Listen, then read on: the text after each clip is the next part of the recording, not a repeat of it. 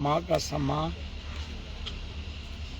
या अपनी जिंदगी से ज्यादा वैल्यू के साथ आप समझिए।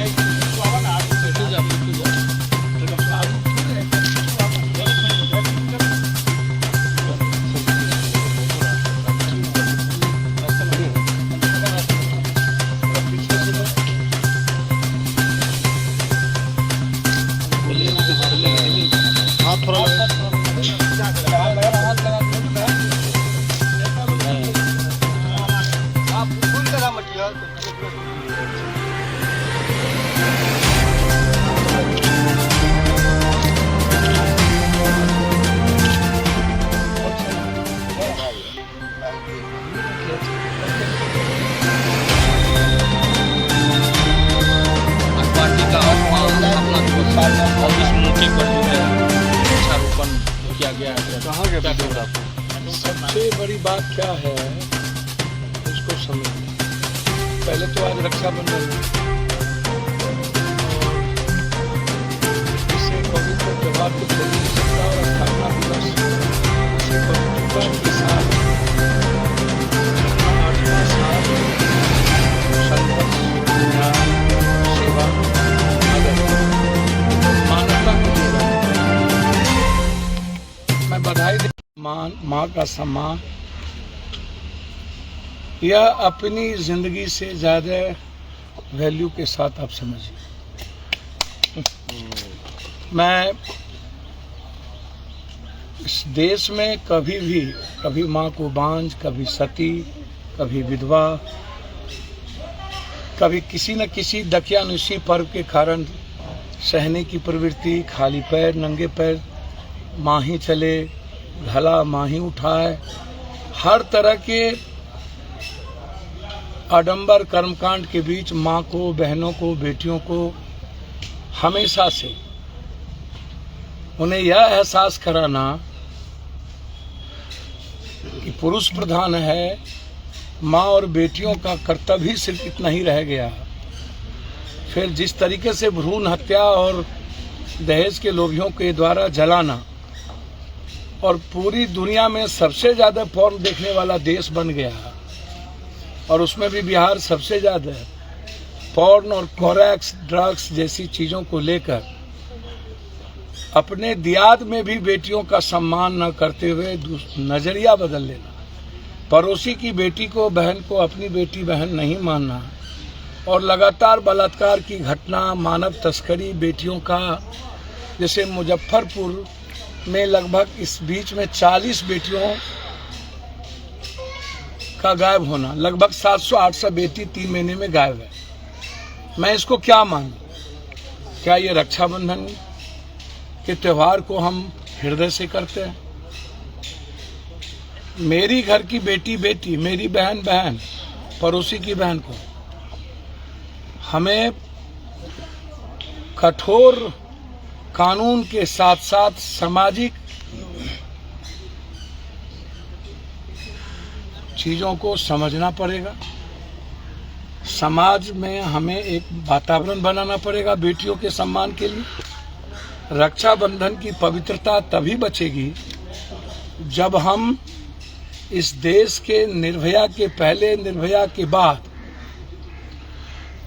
आज तक लाखों करोड़ों बेटियों का अपमान और लगातार सामाजिक और पारिवारिक कारणों से बलि चढ़ना, या कहीं से भी हम इसको पवित्र त्योहार मणिपुर की घटना के बाद समाज की विकृत मानसिकता हमें यह मजबूर करता है कि क्या हम सही माने में हृदय से, सत्कर्म से बहनों का सम्मान कर रहे हैं।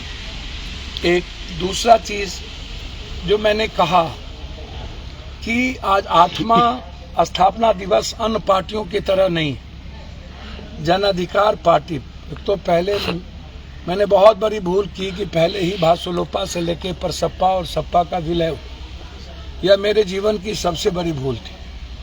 8 साल कभी 1.5%, कभी 2.25% वोट लाकर हम अपनी मुकाम की ओर नहीं पहुंच पाए, लेकिन बड़े और छोटे दलों के बीच सबसे ज्यादा 13.5 करोड़ लोगों के आवाज,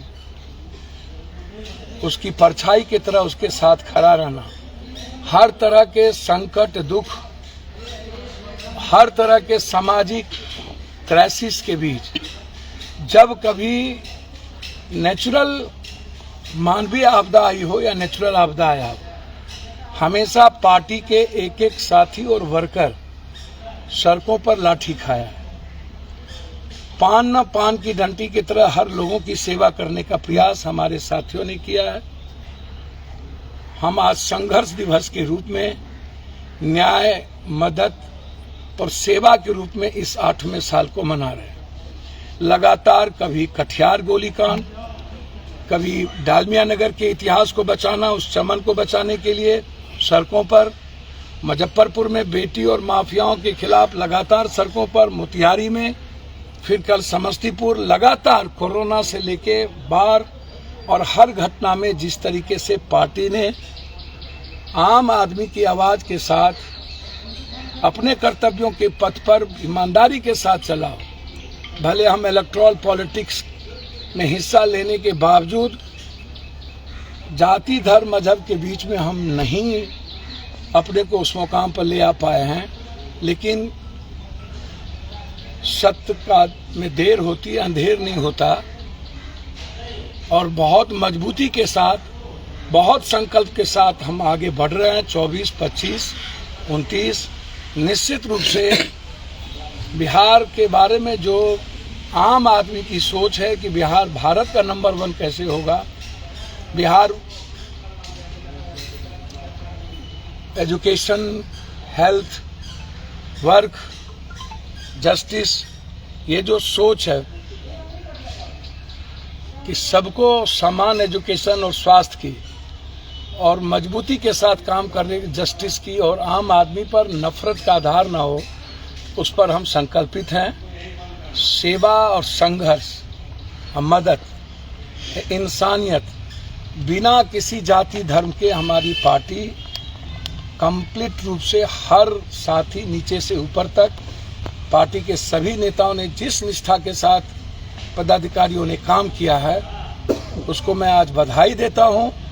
और बिहार की जनता ने हमेशा संघर्ष और सेवा के रूप में पप्पू यादव को पुत्रवत चुना है। यह मेरा सौभाग्य है, मेरी पार्टी का सौभाग्य है। हमें गर्व है अपने कार्यों पर, अपने साथियों पर और बिहार की जनता पर कि हमें 8वां स्थापना दिवस को सेवा, संघर्ष और न्याय के लिए ऊर्जा से आशीर्वाद दिया है। बहुत बहुत धन्यवाद।